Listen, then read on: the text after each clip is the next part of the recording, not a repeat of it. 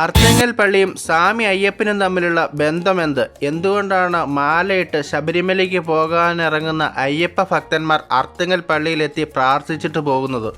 ഇതിൻ്റെ എല്ലാം ഉത്തരം നിങ്ങൾക്ക് അറിയണമെന്ന് ആഗ്രഹമുണ്ടെങ്കിൽ ഇപ്പോൾ തന്നെ ഈ ചാനൽ സബ്സ്ക്രൈബ് ചെയ്ത് വീഡിയോ മുഴുവനായി കാണുക.